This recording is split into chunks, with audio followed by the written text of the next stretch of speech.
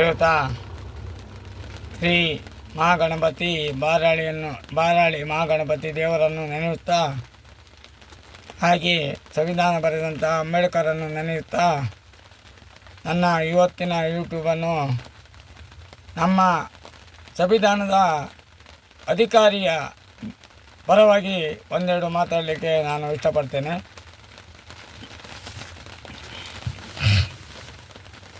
ಏನಂತ ಹೇಳಿದರೆ,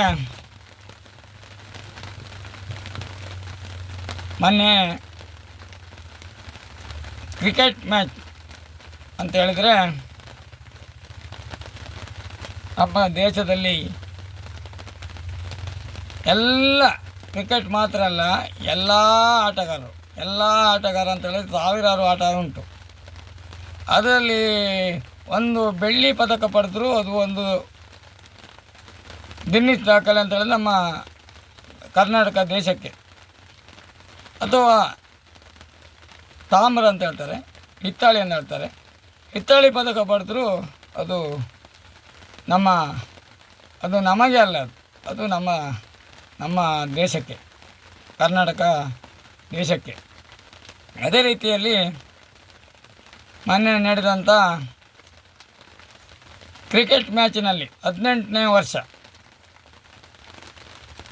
ಇತಿಹಾಸ, 18ನೇ ವರ್ಷಕ್ಕೆ ಮೊನ್ನೆ ಕಪ್ಪನ್ನು ಹೊಡೆದಿರುತ್ತಾರೆ ನಮ್ಮ ಬೆಂಗಳೂರು ಟೀಮಿನವರು. ಅವರಿಗೆ ಶುಭಾಶಯವನ್ನು ಕೋರ್ತೇನೆ.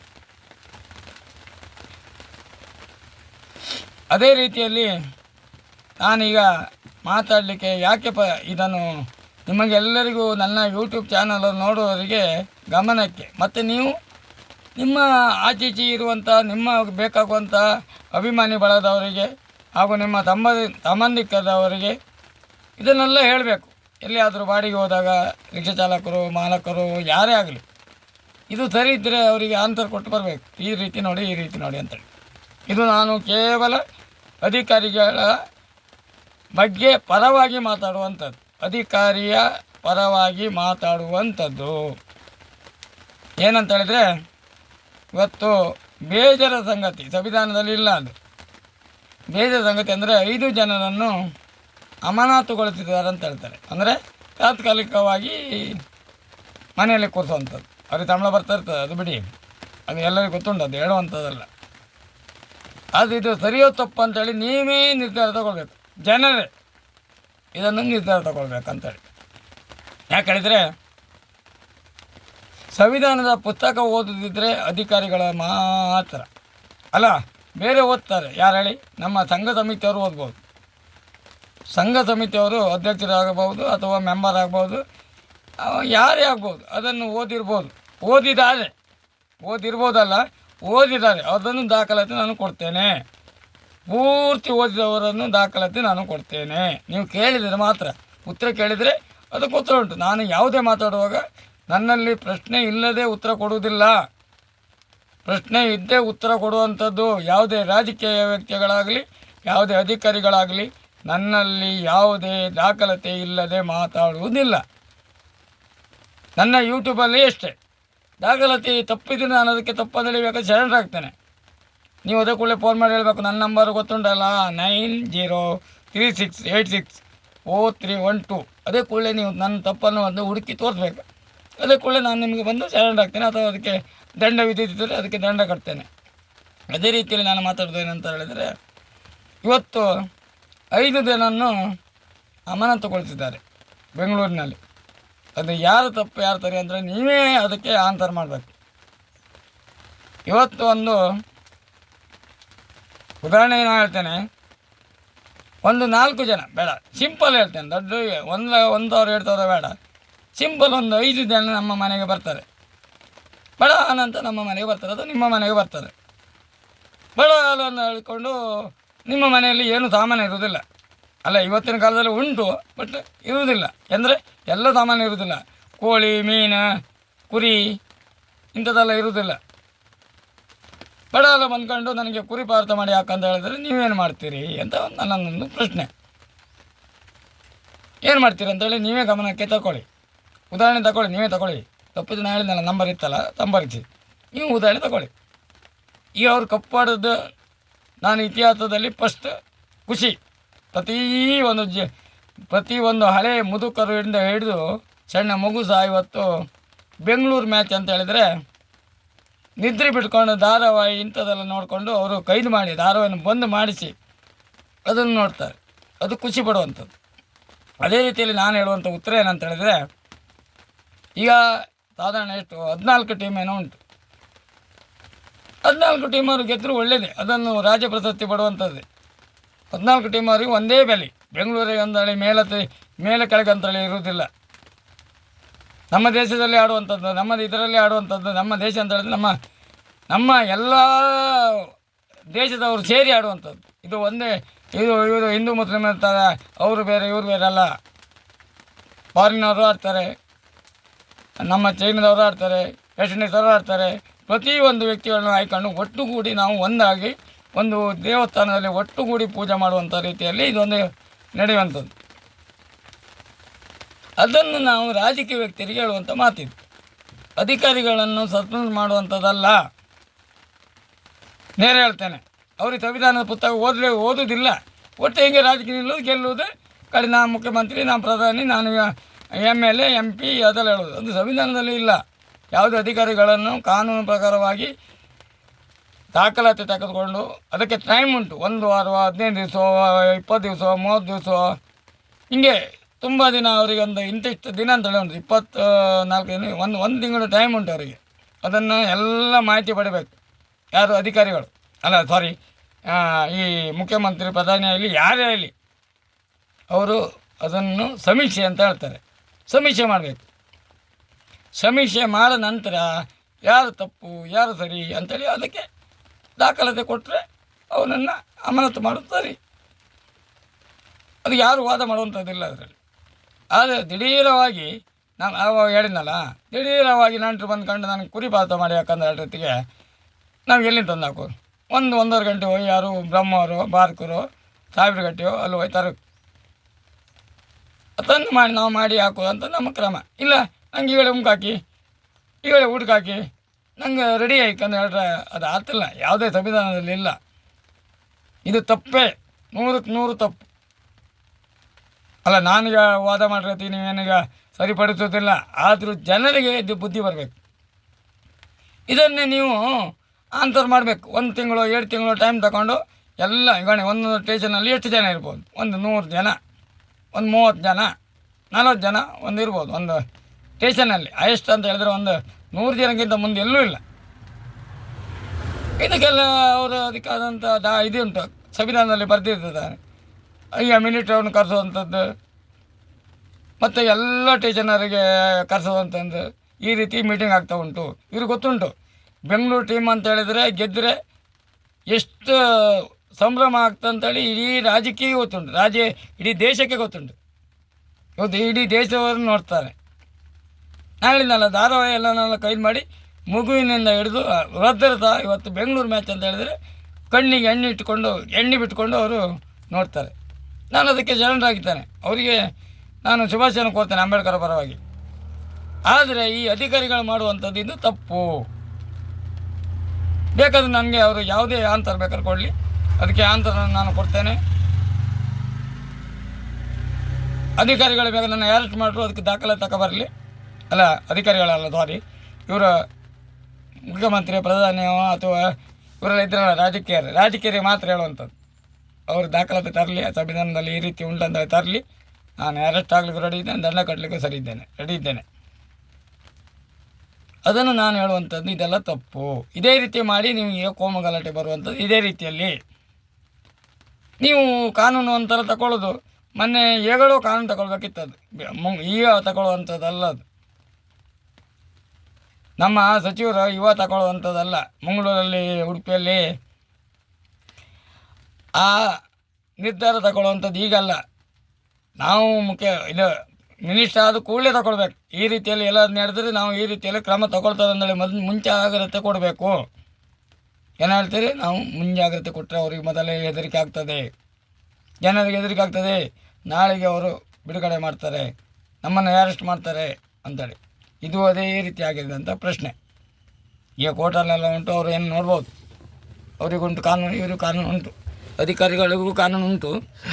ಹಾಗೆ ಅವರ ಈ MLAಗಳಿಗೂ ಕಾನೂನು ಉಂಟು. ಕಾನೂನು ವಿರುದ್ಧವಾಗಿ ಯಾರಿಗೂ ನಡಲಿಕ್ಕೆ ಆಗೋದಿಲ್ಲ. ಮುಖ್ಯಮಂತ್ರಿ, ಪ್ರಧಾನಿ ಅಥವಾ ಯಾರೇ ಆಗಲಿ ಅವರಿಗೂ ಆದಂಥ ಕಾನೂನು ಉಂಟು, ಇವರಿಗೂ ಆದಂಥ ಕಾನೂನು ಉಂಟು. ಕಾನೂನು ವಿರುದ್ಧವಾಗಿ ಯಾರಿಗೂ ನಡೀಲಿಕ್ಕೂ ಆಗೋದಿಲ್ಲ. ಹಾಗೆಯೇ ನಾನು ಹೇಳುವಂಥದ್ದು ಏನಂತ ಹೇಳಿದರೆ, ಹೆಚ್ಚು ಮಾತಾಡಲಿಕ್ಕೆ ನಾನು ಬಯಸೋದಿಲ್ಲ. ಅದೇ ರೀತಿಯಲ್ಲಿ ನೀವು ಹೇಳ್ಬೋದು, ನೀವು ವಿಧಾನಸೌಧದಲ್ಲಿ ಮಾಡಿದಿರಿ ಮೀಟಿಂಗ್, ಹೌದಾ? ಸರಿಯಾ? ಸಾಕು, ಸಂಭ್ರಮ ಮಾಡಿ ಸಾಕು. ಅದು ಒಳ್ಳೆ ಕೆಲಸ ಅಂತ ಹೇಳುವಂಥದ್ದು ಮುಖ್ಯಮಂತ್ರಿಗೂ, ಪ್ರಧಾನಿಗೂ ಅಥವಾ ಎಲ್ಲರಿಗೂ ನಾನು ಶುಭಾಶಯನ ಕೊಡ್ತೇನೆ. ಯಾಕಂತ ಹೇಳಿದ್ರೆ ಅದು ವಿಧಾನಸೌಧದಲ್ಲಿ ಮಾಡಿದರೆ ಇಡೀ ದೇಶದಲ್ಲಿ ಮಾಡಿದಾಗೆ ಆಗ್ತದೆ. ದಿಢೀರ್ ಅಂದ್ಕೊಂಡು ಇಲ್ಲಿ ಮೈದಾನದಲ್ಲಿಯೋ ಅಲ್ಲಿ ಇಲ್ಲಿಯೋ ದಿಢೀರ್ ಅಂದೇಳಿ 3 ಲಕ್ಷ 4 ಲಕ್ಷ ಜನ ಬರುವಲ್ಲಿ ದಿಢೀರ್ ಕೈಗೊಳ್ಳುವಂಥದ್ದು ಏನಂದರೆ, ನನಗೆ ಉದಾಹರಣೆ ಕೊಟ್ಟನಲ್ಲ, ಊಟಕ್ಕೆ ಬಂದ ಕೂಡಲೇ ಈ ರೀತಿ ಮಾಡ್ತಾರೆ ಅಂತೇಳಿ, ಅದೇ ರೀತಿಯಲ್ಲಿ ಆಗಿದೆ ಅಂತ ನಿಮ್ಮ ಪ್ರಶ್ನೆ. ಅಧಿಕಾರಿಗಳ ಮೇಲೆ ಯಾವತ್ತೂ ಕಾನೂನು ತಗೊಳ್ಬಾರ್ದು. ಅಧಿಕಾರಿಗಳು ಕ್ರಮ ಪ್ರಕಾರವಾಗಿ ಅವರು ಸಂವಿಧಾನದ ಪುಸ್ತಕ ಓದಿಯೇ ಬರುವಂಥದ್ದು. ಅದು ಸಂವಿಧಾನದಲ್ಲಿ ಉಂಟು. ನೀವು ಬೇಕಾದರೆ ರಾಜಕೀಯ ಮಾಡಿ ಈಗ ಆಚೆ ಈಚೆ ಮಾಡ್ಬೋದು ಬಿಟ್ಟರೆ, ಆದರೆ ಅವರಿಗೆ ಕಾನೂನು ಮಾತ್ರ ಕರೆಕ್ಟ್ ಗೊತ್ತಿರ್ತದೆ. ಎಲ್ಲ ಅಧಿಕಾರಿಗಳಿಗೂ ಅವರು ಕಾನೂನು ಯಾವ ರೀತಿಯಲ್ಲಿ ಉಂಟಂತ ಅವ್ರಿಗೆ ಗೊತ್ತುಂಟು. ಬಟ್ ಅವರಿಗೆ ರಾಜಕೀಯದ ಒತ್ತಡದಿಂದ ಅವರಿಗೆ ಸ್ವಲ್ಪ ಅಡಚಣೆ ಆಗ್ತದೆ. ಅದು ಪ್ರತಿಯೊಬ್ಬರಿಗೂ ಆಗೋದು, ನನಗೂ ಆಗ್ತದೆ. ನನಗೆ ಕೆಲವರೆಲ್ಲ ಫೋನ್ ಮಾಡಿ ಹೇಳ್ತಾರೆ, ಗಣೇಶ ನೋಡಿ ಒಳ್ಳೇದನ್ನು ಮಾಡಬೇಡ, ಸ್ವಲ್ಪ ಆದರೆ ನಾನು ನಿನಗೆ ಸಪೋರ್ಟ್ ಮಾಡಿದೆ, ಕೆಟ್ಟದ್ದು ಮಾಡ ಅಂದೇಳಿ. ಆದರೆ ನಾವು ಅದನ್ನು ಕೆಮ್ಮಿ ಹಾಕೊಳ್ಳೋದಿಲ್ಲ, ಈಗ ಬಿಟ್ಬಿಡ್ತೇವೆ. ಈಚೆಗೆ ಮೇಲೆ ಕಡಿ ಈಚೆಗೆ ಮೇಲೆ ಬಿಟ್ಬಿಡ್ತೇವೆ. ಯಾಕಂದರೆ ಅವರಿಗೆ ತಪ್ಪು ಭಾವನೆ ಹೇಳೋದಿಲ್ಲ. ಅವ್ರಿಗೆ ಹತ್ರ ನಾವು ಮಾಡೋದಿಲ್ಲ, ಇನ್ನು ಆ ಥರ ಮಾಡೋದಿಲ್ಲ, ಒಳ್ಳೇದು ಮಾಡೋದಿಲ್ಲ ಅಂತ ಹೇಳೋದೇ ಇಲ್ಲ. ಆಯ್ತು ಸರ್, ನೀವು ಹೇಳೋದಕ್ಕೆ ಓಕೆ ಅಂತ ಹೇಳೋದು. ಇದೇ ರೀತಿಯಲ್ಲಿ ನಾನು ಹೇಳುವಂಥದ್ದಿದ್ರೆ, ನೀವು ಇದರಲ್ಲಿ ನಮ್ಮ ವಿಧಾನಸೌಧದಲ್ಲಿ ಮಾಡಿದ ಮೇಲೆ ಮತ್ತೆ ನೀವು ಮಾಡಬಾರ್ದು. ಯಾವುದೇ ಅಭಿಮಾನಿಗಳಿರಬಹುದು, ಏನೇ ಇರ್ಬೋದು, ಇದೇ ಆಗುವಂಥ ಗಲಾಟೆ ಇದೇ ಕಾರಣ. ಈಗ ಹಿಂದೂ ಮುಸ್ಲಿಂ ಗಲಾಟೆ ಆಗೋದಂತ ಇದೇ ಕಾರಣ. ಇಂಥದ್ದೆಲ್ಲ ಮಾಟುಕತೆ ಆಗುವಂಥದ್ದು ಇದೆ. ಇನ್ನು ನೋಡಿ, ಉಡುಪಿ ಜಿಲ್ಲೆಯಲ್ಲಿ ಪಾಪ SP ಅವರಿಗೆ ಭಾರಿ ದೂರ್ತಾ ಇದ್ದಾರೆ. ಆದರೆ ಅವರು ನಿಷ್ಠೆಯಿಂದ ಕೆಲಸ ಮಾಡ್ತಿದ್ದಾರೆ. ಇವತ್ತೊಂದು ವಿಡಿಯೋ ನೋಡಿದೆ, ಅದರಲ್ಲಿ ಮುಸ್ಲಿಮ್ನನ್ನು ಬಿಡ್ತಾ ಇದ್ದಾರೆ, ಹಿಂದೂಗಳನ್ನು ಬಿಡ್ತಿದ್ದಾರೆ. ಅಂದ್ರೆ ಜಗಳ ಮಾಡಲಿಕ್ಕೆ ಮಾತ್ರ, ಅವ್ರು ಯಾರನ್ನೂ ಬಿಡಲಿಲ್ಲ. 11 ಜನ ಮುಸ್ಲಿಮರದ್ದು ದಾಖಲಾತಿ ಕೊಟ್ಟಿದ್ದಾರೆ, 15 ಜನಿದ್ದು ಹಿಂದೂಗಳದ್ದು ದಾಖಲಾತಿ ಕೊಟ್ಟಿದ್ದಾರೆ. ಜಾಸ್ತಿ ಇರುವಂಥದ್ದು ಹಿಂದೂಗಳೇ. ಮುಸ್ಲಿಂ ತಪ್ಪಿತ್ತು, ಅವರೇನು ಪರಿವೇದ ಮಾಡಲೇ ಇಲ್ಲ. ಪರಿವೇದ ಮಾಡಿ ನಾನು ಸಹ ಅದಕ್ಕೆ ಇದಾಗೋದಿಲ್ಲ. ಪರಿವೇದ ಇಲ್ಲ ಅವ್ರದ್ದು, ಯಾವ ಜಾತಿ ಭೇದ ಇಲ್ಲ ಅವ್ರದ್ದು. ಅವರು ನಾನು ತಪ್ಪು ಮಾಡಿದ್ರು ಶಿಕ್ಷೆ, ಇನ್ನೊಬ್ಬರು ಮಾಡಿದ್ರು ಶಿಕ್ಷೆ. ಅವರಿಗೆ ಸಂವಿಧಾನ ಓದಿದಂಥ ಅನುಭವ ಉಂಟು. ಅವರನ್ನು ದೂರುವಂಥದ್ದಿಲ್ಲ. ಯಾವ ವ್ಯಕ್ತಿಗಳು ದೂರಬೇಕಂತ ಅವಶ್ಯಕತೆ ಇಲ್ಲ. ಒತ್ತಡ ಇರ್ಬೋದು, ರಾಜಕೀಯ ಒತ್ತಡದಿಂದ ಅವರು ಸ್ವಲ್ಪ ಆಚೀಚೆ ಆಗ್ಬೋದಿದ್ದರೆ, ಸಂವಿಧಾನದಲ್ಲಿ ಓದಿ ಅವರು ಕಾನೂನು ಪ್ರಕಾರ ಮಾಡೋದಿದ್ದರೆ ಅವರು ಸರಿಯಾದ ಕಾನೂನನ್ನು ಮಾಡ್ತಾಯಿದ್ದಾರೆ. ಅವರಿಗೆ ನಮ್ಮ ಮಂಗಳೂರು ಆಗಲಿ ಉಡುಪಿ ಆಗಲಿ ಯಾವುದೇ ಸ್ಟೇಷನ್ ಅವರಾಗಲಿ ಅವರಿಗೆ ನಾನು ಅಂಬೇಡ್ಕರ್ ಪರವಾಗಿ ಶುಭಾಶಯನ ಕೊಡ್ತೇನೆ. ಯಾಕಂದರೆ ನೀವು ಸಂವಿಧಾನವನ್ನು ಓದಿದ್ದೀರಿ, ಅದೇ ರೀತಿಯಲ್ಲಿ ನಡ್ಕೊಂಡು ಹೋಗಿ. ನೀವು ಯಾವುದೇ ರಾಜಕೀಯ ವ್ಯಕ್ತಿಗಳ ಬಗ್ಗೆ ಅಥವಾ ಬೇರೆ ಹೆದರಿಕೆ ಬಗ್ಗೆ ಅದನ್ನೆಲ್ಲ ಒತ್ತಡ ನೀವು ತಗೊಳ್ಬೇಡಿ, ಅದಕ್ಕೆಲ್ಲ ಒತ್ತಡ ನೀವು ತಗೊಳ್ಬೇಡಿ ಅಂತ ಹೇಳ್ತೇನೆ. ಯಾಕಂತ ಹೇಳಿದರೆ, ನೀವು ಸಂವಿಧಾನವನ್ನು ಬರೆದನ್ನು ಅದೇ ರೀತಿ ನಡ್ಕೊಂಡು ಹೋಗಿ. ನಿಮಗೆ ವಿದ್ಯಾಭ್ಯಾಸ ಕೊಟ್ಟಂಥ ತಾಯಿ ತಂದೆ, ಕಷ್ಟಪಟ್ಟದಂಥ ತಾಯಿ ತಂದೆ, ಅಧಿಕಾರಿಗಳೇನು ಕೊಟ್ಟಿದ್ದಲ್ಲ ನಿಮಗೆ ಹಣ ಖರ್ಚು ಮಾಡಿದ್ನಿ, ಅವರು ಅಧಿಕಾರಿಗಳೆಲ್ಲ ಯಾಕೆ ಇರುವಂಥದ್ದು. ನಿಮ್ಮನ್ನ ಕೆಲಸದಿಂದ ಯಾವುದೇ ಮಿನಿಸ್ಟ್ರಿಗೂ ಯಾವುದೇ ಮುಖ್ಯಮಂತ್ರಿ ಪ್ರಧಾನಿಗೂ ನಿಮ್ಮನ್ನು ಕೆಲಸ ತೆಗೆದಾಕ್ಲಿಕ್ಕೆ ಆಗೋದಿಲ್ಲ. ಅಮಾನತುಗೊಳಿಸ್ಬೋದು ಅಷ್ಟೇ, ಇಲ್ಲದೇ ಇಲ್ಲಿಂದ ಟ್ರಾನ್ಸ್ಫರ್ ಮಾಡ್ಬೋದು ಅಷ್ಟೇ. ಬಿಟ್ಟರೆ ನಿಮಗೆ ಕೆಲಸ ಅಂತೂ ತೆಗಿಲಿಕ್ಕೆ ಆಗೋದಿಲ್ಲ, ಸಂವಿಧಾನದಲ್ಲಿ ಇಲ್ಲ. ಅಲ್ಲ, ನಿಮ್ಗೆ ಗೊತ್ತುಂಟು, ನಾನು ಭಾಷಣ ಬಿಗಿಬೇಕಂತೇನಿಲ್ಲ. ನಾನು ಹೇಳುವಂಥದ್ದಿದ್ದರೆ, ನೀವು ಅದೇ ಕೂಡಲೇ ವಿಧಾನಸೌಧದಲ್ಲಿ ಮಾಡಿದ ನಂತರ ಅಲ್ಲಿಗೆ ಆಯಿತು, ನಮ್ಮದು ಪ್ರೋಗ್ರಾಮ್ ಮಾಡಿದೆ, ನಾವು ಅವ್ರಿಗೆ ಗೌರವ ಕೊಟ್ಟಿದ್ದೇವೆ, ನಾವು ಅದನ್ನು ಮಾಡಿದ್ದೇವೆ ಅಂತೇಳಿ ಬಿಟ್ಬಿಡೋದು. ಅಲ್ಲ, ಪುನಃ ಮಾಡಬೇಕಂತಿದ್ದರೆ 1 ತಿಂಗಳು 15 ದಿವಸದ ನಂತರ ದೊಡ್ಡದಾಗಿ ಮೈದಾನದಲ್ಲಿ ಅದಕ್ಕೆಲ್ಲ ಬಂದೋಬಸ್ತಾಗಿ. ಈಗ ಮೊದಲೇ ನಮ್ಮದು ಪಾಕಿಸ್ತಾನ ನಮಗೆಲ್ಲ ಇದಾಗ್ತಾ ಉಂಟು. ಏನಾದರೂ ನಾಳೆ ಹೆಚ್ಚು ಕಮ್ಮಿ ಆಗ್ತಿದ್ರೆ ನೀವು ಹೇಳುವಂಥ ಹೊರೆ ಹೊರ್ತದ್ದು ಯಾರ ಮೇಲೆ? ಆಫೀಸರ್ ಮೇಲೆ. ಯಾರ ಮೇಲೆ ಹೊರೆ ಹೊರ್ತೀರಿ ನೀವು? ಆಫೀಸ್ ಮೇಲೆ ನೀವು ತಪ್ಕೊಳ್ತೀರಿ, ಜಾರ್ತೀರಿ. ನೀವು ಬೇಗ ಜಾರ್ತೀರಿ. ನಾವು ಕೊಟ್ಟಿದ್ದೇವೆ ಅಂತ ಹೇಳ್ತೀರಿ, ಜಾರ್ತೀರಿ. ನಿಮ್ಮ ಸೇಫ್ಟಿ ನೀವು ಮಾಡ್ಕೊಳ್ತೀರಿ. ಆದರೆ ಅಧಿಕಾರಿಗಳಿಗೆ ಸೇಫ್ಟಿ ಕೊಡೋದಿಲ್ಲ ನೀವು. ಇದಕ್ಕೆಲ್ಲ ದಯವಿಟ್ಟು ನಾನು ಹೇಳಿದ್ರೆ ನನಗೂ ಖುಷಿ, ನಮ್ಮ ಬೆಂಗಳೂರು ಮ್ಯಾಚಲ್ಲಿ ನನಗೂ ಖುಷಿ. ನಾನು ಸಂಭ್ರಮ ಮಾಡ್ತೇನೆ, ಪಟಾಕಿ ಹೊಡ್ತೇನೆ, ಪ್ರತಿಯೊಂದು ಬೇಕಾದ್ರೆ ಫೋಟೋ ಇಟ್ಕೊಂಡು ಪೂಜೆ ಮಾಡ್ತೇನೆ. ಇವತ್ತು ರಾಬರ್ಗೇಟಲ್ಲಿ ಫೋಟೋ ಹಾಕಿ ಪೂಜೆ ಮಾಡ್ತಿದ್ದಾರೆ, ಸರಿ. ಅದು ಅವ್ರವ್ರ ಮನೆಯಲ್ಲಿ ಮಾಡಬೇಕು. ದೊಡ್ಡ ಮೈದಾನದಲ್ಲಿ ನಿಮಗೆ ಅಭಿಮಾನ ಇದ್ದರೆ ಅದು ಗೂವೆ ಕೂರಿಸುವಂಥದ್ದು, ಅಧಿಕಾರಿಗಳ ಮೇಲೆ ಗೂವೆ ಕೂರಿಸುವಂಥದ್ದಲ್ಲ. ನಿಮ್ಮ ಮನೆಯಲ್ಲಿ ಪೂಜೆ ಮಾಡಿ ಅವ್ರು ಫೋಟೋ ಇಟ್ಕೊಳ್ಳಿ. ಯಾವುದೇ ವ್ಯಕ್ತಿಗಳಲ್ಲಿ ಯಾವುದೇ ಒಂದು ವ್ಯಕ್ತಿಗಳಂತ ಹೇಳಿದ್ರೆ ನಾವು ಸಾಮಾನ್ಯ ಜನರಿಗೆ ಹೇಳುವಂಥದ್ದು ಇದು. ನೀವು ಅಲ್ಲಿ ಹೋಗಿ ನೋಡಿ, ನೀವೇನು ಸನ್ಮಾನ ಮಾಡಿರುತ್ತೆ, ನಿಮಗೇನು ಇದು ಕೊಡೋದಿಲ್ಲ. ಯಾವುದು ಊರಿದ ಬಂದು ಅಮೇರಿಕದ ದುಬೈದು ಇಲ್ಲಿಂದೆಲ್ಲ ಎಲ್ಲಂತ ಮಹಾರಾಷ್ಟ್ರ ಅಲ್ಲಿಂದೆಲ್ಲ ಬಂದು ಇಲ್ಲಿ ಕಾಲಡಿ ಬೀಳೋಕ್ಕಿಂತ ನಿಮ್ಮ ಮನೆಯಲ್ಲಿ ದೊಡ್ಡ ಒಂದು ಫೋಟೋ ಹಾಕಿ ವಿಡಿಯೋ ಮಾಡಿ ಅಥವಾ ಮಾಧ್ಯಮವನ್ನು ಕರೆಸಿ ನಾವು ನೋಡಿ ನಮ್ಮ ಮನೆ ಸನ್ಮಾನ ಮಾಡಿದ್ದೇವೆ ಅಂದೇಳಿ ಜನರಿಗೆ ತೋರಿಸ್ಬೋದು. ಈಗೆಲ್ಲ ನೀವು ಮನೆಯಲ್ಲೇ ಆಗುವಂಥ ಕೆಲಸ, ಅಲ್ಲಿ ಹೋಗಿ ನೀವು ದೊಡ್ಡ ಜನ ಆಗುವಂಥದ್ದು ಏನಿಲ್ಲ. ಈಗ ಟಿ ವಿ ನೋಡೋದು ಯಾರು ನೋಡೋದಿಲ್ಲ, ಎಲ್ಲ ಮೊಬೈಲಲ್ಲೇ. ಈಗ ಟಿ ವಿ ಕೈದಾಯ್ತು. ಈಗ 100ಕ್ಕೆ 99% ಟಿ ವಿ ನೋಡೋದು ಇಲ್ಲ, ಎಲ್ಲ ಮೊಬೈಲಲ್ಲೇ ನೋಡುವಂಥದ್ದು. ಆಗಿರುವಾಗ ನೀವು ಒಂದು ಮಾಧ್ಯಮವನ್ನು ಕರೆಸೋದು. ನಿಮ್ಮ ಗ್ರಾಮದಲ್ಲಿ ಒಂದು ಗ್ರಾಮ, ಹೆಗ್ಗುಂಜಿ ಗ್ರಾಮ, ಮುಂದತ್ತಿ ಗ್ರಾಮ, ಹೆಗ್ಗುಂಜಿ ಗ್ರಾಮ, ಎಟ್ಟರೆ ಗ್ರಾಮ, ಹೀಗೆ ಗ್ರಾಮದಲ್ಲಿ ಒಂದು ಜನ ಸೇರಿಸಿ ಒಂದು 100 ಜನ ಒಟ್ಟಾಗಿ ಒಂದು ಫೋಟೋ ಇಟ್ಕೊಂಡು ಪೂಜೆ ಮಾಡಿ ಮಾದೇವನನ್ನು ಕರೆಸಿ ಇಡೀ ದೇಶ ಕಾಣ್ತದೆ, ಇಡೀ ದೇಶವೇ ಕಾಣ್ತದೆ, ಇಡೀ ದೇಶವೇ ಕಾಣ್ತದೆ. ಅವ ನೆಮ್ಮದಿ ಅಲ್ಲ ನಮಗೆ ಜೀವನ. ಇಲ್ಲಿ ಕಾಲಡಿ ಬಿದ್ದು ಸತ್ತರ ಮೇಲೆ ನಿಮ್ಗೆ ಏನು ಸಿಗ್ತದೆ ಅದು ಬೇಕು. ಈಗ ಒಂದು ಕೊಟ್ಟು ಮಾಡುವ, ನಿಮ್ಗೊಂದು 50 ಲಕ್ಷ 20 ಲಕ್ಷ ಒಂದು 10 ಲಕ್ಷ ಕೊಟ್ಟರು ಅದು ನಿಮ್ಮ ಜೀವ ಬತ್ತಾ? ಅದು ನಾವು ಜನರು ತಿಳ್ಕೊಳ್ಬೇಕು. ಜನರು ಅಂದರೆ ನಾವು ಸಾಮಾನ್ಯ ಮನುಷ್ಯ ತಿಳ್ಕೊಳ್ಬೇಕು. ಇದು ನಮ್ಮದೇ ತಪ್ಪು. ನಾವು ಅಲ್ಲಿ ನೂಕು ಆಗುವಂಥದ್ದು ಇದು ನಿಜವಾಗಿ ನಮ್ಮದೇ ತಪ್ಪು. ಇದನ್ನು ನಾನು ಮತ್ತೊಂದು ಪ್ರಶ್ನೆ ಕೊಡ್ತೇನೆ, ದೇವರ ವಿಷಯ ಪ್ರಶ್ನೆ ಕೊಡ್ತೇನೆ. ಇದು ನಾನು ಶಬರಿ ಮೇಲೆ ಹೋದಾಗ ಮಾಲೆ ಹಾಕಿದಾಗ ಇದೇ ರೀತಿಯಲ್ಲಿ ಅಯ್ಯಪ್ಪ ಸ್ವಾಮಿಯ ದರ್ಶನ ಆದ ಕೂಡಲೇ ಜ್ಯೋತಿ ತೋರುವಂಥದ್ದು. ಅದು ನಿಜವಾಗಿ ನನಗೂ ಜ್ಯೋತಿ ತೋರಿದೆ. ಬೇಕಾದ್ರೆ 100ಕ್ಕೆ 100 ಅಯ್ಯಪ್ಪನ ಮೇಲೆ ಆಣೆ ಮಾಡಿ ನಾನು ಹೇಳ್ತೇನೆ, 100ಕ್ಕೆ 100 ಜ್ಯೋತಿ ತೋರಿದೆ. ಇವತ್ತು ಅಯ್ಯಪ್ಪ ಇಲ್ಲ ಅಂತ ಹೇಳಿದವರು ನಮ್ಮ ಊರಿನಲ್ಲಿದ್ದಾರೆ, ಗುರುಸ್ವಾಮಿ ಇದ್ದಾರೆ. ಈ ಅಯ್ಯಪ್ಪ ಸ್ವಾಮಿ ಇಲ್ಲ ಅಂತ ಹೇಳುವವರು ಇದ್ದಾರೆ. ಅದನ್ನು ನಾವು ಹೇಳೋದಿಲ್ಲ, ನಾನು ಜ್ಯೋತಿಯನ್ನು ನೋಡಿದ್ದೇನೆ. ಅವರು ಉದಾಹರಣೆ ಕೊಡ್ತಾರೆ, ಅಲ್ಲಿ ಒಬ್ಬರು ಹಿಂದಿನಿಂದ ಲೈಟನ್ನು ಬಿಡೋದಂತೆ, ಅದು ನಿಮಗೆ ಕಣ್ಣಿಗೆ ತೋರೋದಂತೇಳಿ ಎಲ್ಲ ಅನಿಸಿಕೆ. ಈ ಅನಿಸಿಕೆ ಎಲ್ಲ ನಾವು ತಿಳ್ಕೊಳ್ಬಾರ್ದು. ನಿರಂತರ ಅಂತ ಹೇಳಿದ್ರೆ ನಾವು ಹೇಳಿದ ಪ್ರಶ್ನೆಯನ್ನು ನೀವು ನೋಡಿ ಇದು ಸರಿ ಉಂಟಾ ಇಲ್ಲ ಅಂತ ಅದಕ್ಕೆ ನನಗೆ ಆನ್ಸರ್ ಕೊಡಬೇಕು.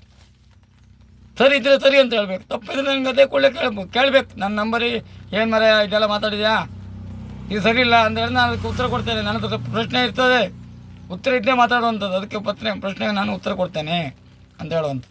ಇದು ಅಯ್ಯಪ್ಪ ಸ್ವಾಮಿ ಮೇಲೆ ಅದು ಇದೇ ಘಟನೆ. ಇದು ಕಣ್ಣಾರೆ ನಾನು ನೋಡಿದ್ದೇನೆ. ಒಂದು 10 ಜನ ನನ್ನ ಜೀವನ ಉಳಿತಿದ್ದೇನೆ. ಯಾಕಂತ ಹೇಳಿದರೆ ಅಲ್ಲಿ ಸಣ್ಣ ಸಣ್ಣ ಕಟ್ಟಡ ಆಗ್ತಾ ಉಂಟು. ಆವಾಗ ಎಷ್ಟು ವರ್ಷ ಹಿಂದೆ, ಒಂದು ಸಾಧಾರಣ 25 ವರ್ಷ ಹಿಂದೆ ಸಣ್ಣ ಸಣ್ಣ, ಆವಾಗ ರೋಡ್ ಅಂತ ಇರಲಿಲ್ಲ. ಈಗ ರೋಡೆಲ್ಲ ಉಂಟು, ಕಾರ್ ಹೋಗ್ಬೋದು, ಎಲ್ಲ ಹೋಗ್ಬೋದು. ಆವಾಗ 48 ಮೈಲ್ ನಡ್ಕೊಂಡು ಹೋಗ್ಬೇಕು. 48 ಮೈಲ್ ನಡ್ಕೊಂಡು ಹೋಗುವಾಗ ಅವರು ಕದಿಯನ್ನು ಓಡಿಸ್ತಾರೆ, ಅಂದರೆ ಪ್ರಾಣಿಗಳು ಬರಬಾರ್ದು ಅಂತೇಳಿ. ನಾವು ಮರೆಲ್ಲ ದಾಟಿ ಎಲ್ಲ ಹೋಗುವಾಗ ನಮಗೆ ಅಯ್ಯಪ್ಪ ಮತ್ತಿಗೆ ಒಳ್ಳೆ ದೇವರ ದರ್ಶನ ಆಗ್ತದೆ. ಅದೇ ರೀತಿಯಲ್ಲಿ ನನಗೆ ಜ್ಯೋತಿ ತೋರಿದೆ. ನಾನು ಜ್ಯೋತಿಯಲ್ಲಿ ನಂಬ್ತೇನೆ, ಆದರೆ ಕೆಲವರೆಲ್ಲ ನಂಬುವುದಿಲ್ಲ. ಅದು ಸುಳ್ಳನ್ನು ಹೇಳಿದವರು ಎಷ್ಟೋ ಜನ ಇದ್ದಾರೆ. ಇವತ್ತು ಗುರುಸ್ವಾಮಿ ಆದರೂ ಇವತ್ತು ಅವ್ರ ಹೆಸರು ಹೇಳಬಾರ್ದು, ಯಾಕಂತ ಹೇಳಿದ್ರೆ ತಪ್ಪಾಗ್ತದೆ. ನಾನು ಹೇಳೋದಿಲ್ಲ, ನೀವು ಪ್ರಶ್ನೆ ಕೇಳಿದ್ರೆ ನಾನು ಹೇಳ್ತೇನೆ ಯಾವ ಸ್ವಾಮಿ ಅಂತ ಹೇಳ್ತೇನೆ. ಅವರು ದೇವರನ್ನು ಮಾತಾಡ್ತಾರೆ, ದೇವರನ್ನು ಮಾತಾಡ್ತಿದ್ದಂಥ ವ್ಯಕ್ತಿ ಅವರು. ಅಯ್ಯಪ್ಪ ಸ್ವಾಮಿಯನ್ನು ಅದಕ್ಕೆ ಚಪ್ರ ಅಂತ ಹೇಳ್ತೇವೆ, ಅಯ್ಯಪ್ಪನ ಚಪ್ರ ಅಂತ ಹೇಳ್ತೇವೆ. ಆ ಚಪ್ರದಲ್ಲಿ ದೇವರನ್ನು ಮಾತಾಡಿಸಿದ್ದಾರೆ ಅವರು. ಅದು ಯಾವ ರೀತಿ ನನಗೆ ಕೇಳಿದರೆ ನಾನು ಉತ್ತರ ಕೊಡ್ತೇನೆ, ಅದಕ್ಕೆ ನಾನು ನೇರ ಉತ್ತರ ಕೊಡ್ತೇನೆ. ಅದಕ್ಕೆಲ್ಲ ದಾಖಲಾತಿ ಉಂಟು ನನ್ನ ಹತ್ರ. ಸಂವಿಧಾನದಲ್ಲಿ ಹೇಗೆ ಉಂಟು ಅದೇ ರೀತಿಯಲ್ಲಿ ದಾಖಲಾತಿ ನನ್ನ ಹತ್ರ ಉಂಟು. ನಾನು ಹೇಳುವಂಥದ್ದು ಇಷ್ಟೇ, ನಿಮ್ಮ ಮನೆಯಲ್ಲಿ ಅಥವಾ ನಿಮ್ಮ ಗ್ರಾಮದಲ್ಲಿ ಅಥವಾ ನಿಮ್ಮ ಜಿಲ್ಲೆಯಲ್ಲಿ ನೀವು ಪ್ರೋಗ್ರಾಮನ್ನು ಇಟ್ಕೊಂಡು ನಿಮ್ಮ ವ್ಯಾಪ್ತಿಯಲ್ಲಿರುವಂಥ ಅಧಿಕಾರಿಗಳಿಗೆ ಒಂದು ಲೆಟ್ರ್ ಕೊಡಬೇಕು, ಮನವಿ ಕೊಡಬೇಕು.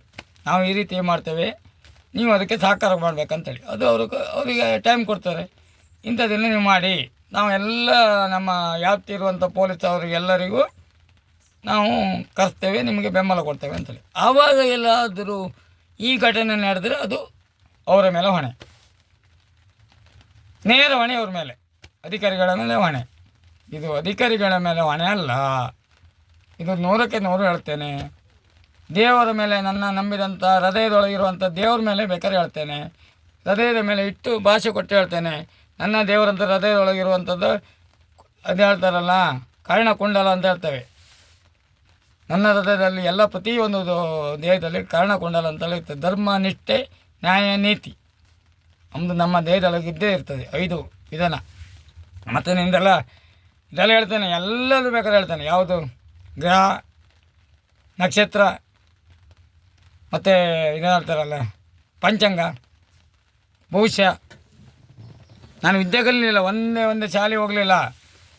ಆದರೆ ನಂಗೆ ಹೇಳಲ್ಲ, ಆ ದೇವರು ನನಗೆ ಶಾರದಾಂಬೆ ವಿದ್ಯೆ ಕೊಡ್ತಿದ್ರು, ಹಣ ಕೊಡ್ತಿದ್ರು, ಲಕ್ಷ್ಮಿ ಹಣ ಕೊಡ್ತಿದ್ರು. ಬುದ್ಧಿ ಮಾತ್ರ ಎಲ್ಲದಕ್ಕಿಂತ ಜಾಸ್ತಿ ಕೊಟ್ಟಿದ್ದಾರೆ ಅಂತ ಹೇಳಲಿಕ್ಕೆ ನಾನು ಹೆಮ್ಮೆ ಪಡ್ತೇನೆ. ಇವತ್ತು ಹೆಮ್ಮೆ ಪಡ್ತೇನೆ. ಆ ತಾಯಿಗೆ ವಂದಿಸ್ತೇನೆ. ಅದಕ್ಕೆ ನನಗೆ ಯಾಕಂತ ಹೇಳಿದ್ರೆ, ನಾನು ಒಳ್ಳೇದು ಮಾಡ್ತಾ ಭಯಂಕರ ಹೋರಾಟಗಾರ ಆಗ್ತೇನೆ ಅಂತ ಹೇಳಲಿಕ್ಕೆ. ಇವತ್ತು ನಾನು ಈ ಅಂಗಿಯನ್ನು ಯಾಕೆ ಹಾಕ್ತೇನೆ ಅಂತೇಳಿ ಪ್ರಶ್ನೆ ಮಾಡಿ ನೀವು, ಈ ಅಂಗಿಯನ್ನು ಯಾಕೆ ಹಾಕ್ತೇನೆ ಅಂತ ಪ್ರಶ್ನೆ ಮಾಡಿ ನೀವು ಮೊದಲಾಗಿ. ನನಗೆ ಹೋಗ್ಲಿಕ್ಕಾಗಲಿಲ್ಲ, ನನಗೆ ಹೋಗಬೇಕು. ನಾನು ಇಡೀ ದೇಶವನ್ನೇ ಕಾಪಾಡಬೇಕು. ನಮ್ಮ ಸಂವಿಧಾನ ಬರೆದಂಥ ಹಾಗೆ ನಮ್ಮ ಮಹಾತ್ಮ ಗಾಂಧಿಯವರು ಮಾಡಿದಂಥ ಪುಣ್ಯದ ಕೆಲಸವನ್ನು ನಾನು ಮಾಡಬೇಕಂತ ನನ್ನ ಮನಸ್ಸಲ್ಲಿತ್ತು. ಇವತ್ತು ಕರೆದು ನಾನು ಹೋಗ್ತೇನೆ ನೇರ. ಇವತ್ತು ನಾನು ಗಡಿಯಲ್ಲಿ ಇರು ಕಾಯಿ ಅಂತ ಹೇಳಿದರೆ, ಇವತ್ತೇ ಹೇಳಿದ ಮಾತು, ಈಗಲೇ ಇದೇ ಕ್ಷಣದಲ್ಲಿ ನಾನು ಬರ್ತೇನೆ. ನನಗೆ ಏನಾದರೂ ಉಪಕಾರ ಮಾಡಿ ಸಾಯ್ಬೇಕಂದ್ರೆ ನನ್ನ ಹೋರಾಟ, ನನ್ನ ಧರ್ಮ, ನನ್ನ ಅಂಬೇಡ್ಕರ್ ಧರ್ಮ, ನನ್ನ ಸಂವಿಧಾನದ ಧರ್ಮ, ಮಹಾತ್ಮ ಗಾಂಧಿಯರ ಧರ್ಮ ಅಂತ ಹೇಳುವಂಥದ್ದು. ಅದಕ್ಕೆ ತಿದ್ದುಕೊಳ್ಳೋದಾದರೆ ಇದರಲ್ಲಿ ತಿದ್ದುಕೊಳ್ಬೋದು. ಯಾರಾದರೂ ತಿದ್ದುಕೊಳ್ಳೋದಂತಿದ್ರೆ ಅಧಿಕಾರಿಗಳಲ್ಲ, ಈ ಅಂತ ಹೇಳ್ತಾರೆ, ಇದು ರಾಜಕೀಯರು ತಿದ್ದುಕೊಳ್ಳೋದಾದರೆ ಒಳ್ಳೆಯದು. ಎಲ್ಲ ರಾಜಕೀಯರಲ್ಲ, ಕೆಟ್ಟದನ್ನು ನಾವು ಹೇಳಬಾರ್ದು. ಹೇಳುವಾಗ ಜಾಗ್ರತೆ ಮಾಡಿ ಮಾತಾಡುವಾಗ ಸ್ವಲ್ಪ ಏನೇ ಅಡಚಣೆ ಬಂದರೆ ಅದಕ್ಕೆ ಶರಣರಾಗಬೇಕು. ಇವತ್ತು ಒಳ್ಳೊಳ್ಳೆ ಮಿನಿಸ್ಟ್ರುಗಳಿದ್ದಾರೆ, MLAಗಳಿದ್ದಾರೆ. ಆದರೆ ಅವರು ಹೇಳೋದು ಅದಕ್ಕಿಂತ ಮೇಲಿದ್ದಾರೆ ಇರ್ತಾರಲ್ಲ, ಅವ್ರು ಹೇಳೋದಕ್ಕೆ ಕೇಳಬೇಕಾಗ್ತದೆ ಅವರಿಗೆ. ಇವತ್ತು ಹಾಲಾಡಿ ಜೀವನ ಶೆಟ್ಟರು MLA ಆದಂಥ ಇವತ್ತು ಅವರಿಗೆ 1 ಮಿನಿಸ್ಟರ್ ಸೀಟ್ ಆಗಲಿಲ್ಲ. ಎಷ್ಟೋ ಜನರನ್ನು ಗೆಲ್ಲಿಸಿದ್ದಾರೆ. ಅವ್ರ ಹೆಸರು ಹೇಳಿ ಗೆದ್ದಿದ್ದು. ಅವ್ರ ಮನೆಯಲ್ಲೇ ಕೂತ್ಕೊಂಡೆ ಅವ್ರ ಹತ್ರ ಮಾತಾಡೋದಿಲ್ಲ, 100ಕ್ಕೆ 100 ಮಾತಾಡೋದು. ಬೇಕಾದ್ರೆ ನಾನು ದಾಖಲಾತಿ ಕೊಡ್ತೇನೆ. ಶೋಭಾ ಲಾಲೇಜಿ ಆಗಲಿ, ಸದಾನಂದ ಗೌಡ್ರ ಆಗಲಿ, ನಾನು ಹೋಗಿದ್ದೇನೆ, ನಾನು ಅವರೊಟ್ಟಿಗೆ ತಿರುಗಿದ್ದೇನೆ. ಯಾರ ಪರವಾಗಿ ತಿರುಗಿದ್ದು ಅದು ಫಸ್ಟ್ ಕೇಳಬೇಕು ನೀವು. ನಾವು ಶ್ರೀನಿವಾಸ್ ಶೆಟ್ಟರ ಪರವಾಗಿ ತಿರುಗಿದಂಥ ವ್ಯಕ್ತಿ. ಮತ್ತೊಂದು ದಾಖಲಾತಿ ಉಂಟು, ನಾನು ಅದು ಹೇಳೋದಿಲ್ಲ. ಅದು ಶ್ರೀನಿವಾಸ್ ಶೆಟ್ಟರಿಗೆ ಸಿಕ್ಕುವಂಥ ಸೀಟನ್ನು ಯಾರು ತಪ್ಪಿಸಿದಂತೂ ಗೊತ್ತುಂಟು, ಯಾವ ರೀತಿಯಲ್ಲಿ ತಿದ್ದಿದಂತೂ ಗೊತ್ತುಂಟು. ಅದು ನನಗೆ ಅದು ಅಗತ್ಯ ಇಲ್ಲ. ಯಾಕಂತ ಹೇಳಿದ್ರೆ ಅವರಿಗೊಂದು ಎಷ್ಟು ಸಲ ಗೆದ್ದವ್ರನ್ನ, ನಮ್ಮ ಪ್ರತಾಪ್ ಚಂದ್ರ ಶೆಟ್ಟರನ್ನು ತೋರಿಸುವಂಥ ವ್ಯಕ್ತಿಗಳು ಯಾರೂ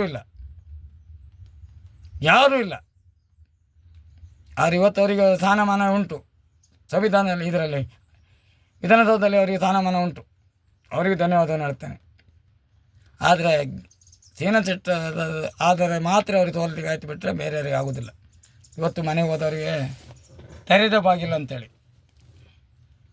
ಆದರೆ ನಾನು ಮಾತ್ರ ಚಹಾ ಮತ್ತು ಬಾಳೆಹಣ್ಣು ಕುಡ್ದಿದ್ದೆ ವಿನಾ, ಅವರಲ್ಲಿ ಬೇಡಿಕೆಯನ್ನು ಕೇಳಿದ್ದೇನೆ ವಿನಾ, ಅವರು ಕೊಡುವಂಥ ದಾನ ಧರ್ಮ ಮಾಡುವಂಥದ್ದು ನಾನು 1 ರೂಪಾಯಿ ಉಪಯೋಗಿಸಲಿಲ್ಲ, ತಗೊಳ್ಳೂ ಇಲ್ಲ. ಅವರೇ ನನ್ನ ಹತ್ರ ಉತ್ತರ ಕೇಳಿದ್ದಾರೆ.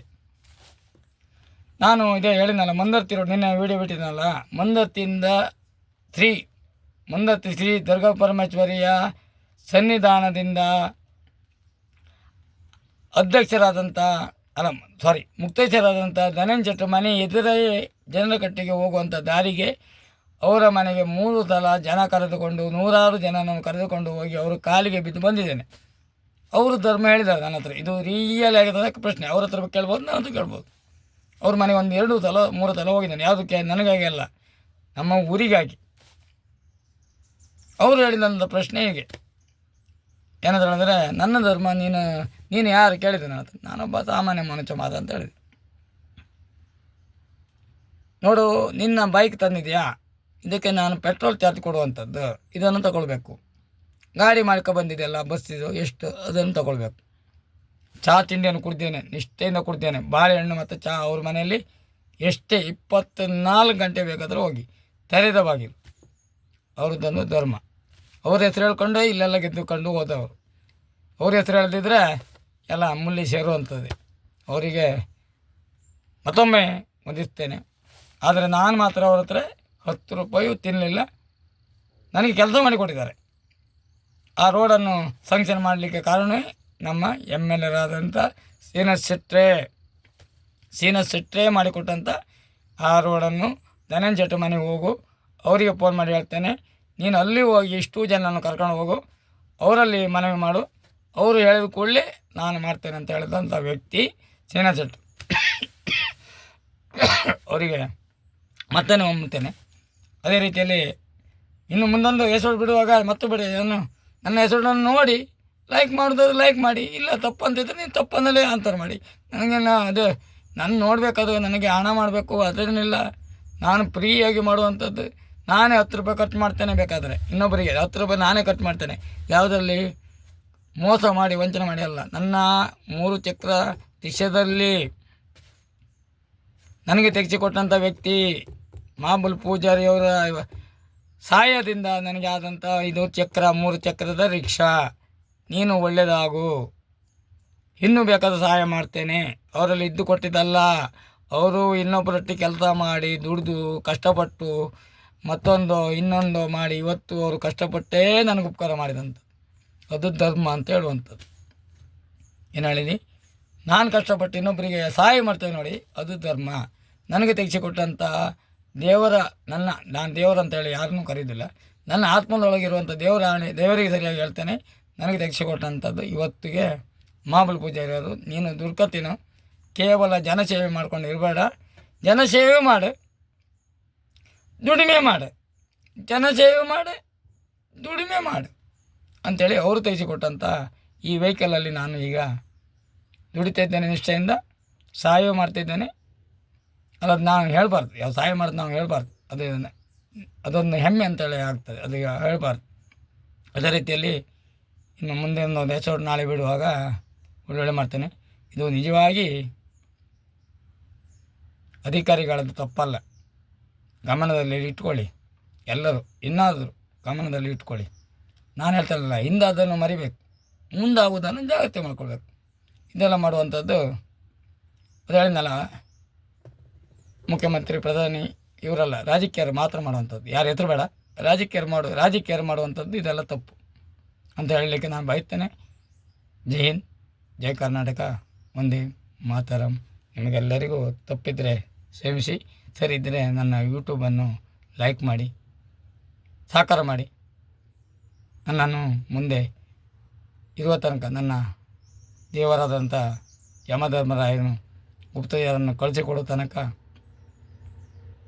ನೀವೆಲ್ಲರೂ ಸಹಕಾರ ಮಾಡ್ತೀರಿ ಅಂತೇಳಿ ನಂಬ್ತೇನೆ. ಜೈ ಹಿಂದ್, ಜೈ ಕರ್ನಾಟಕ, ಒಂದೇ ಮಾತರಂ.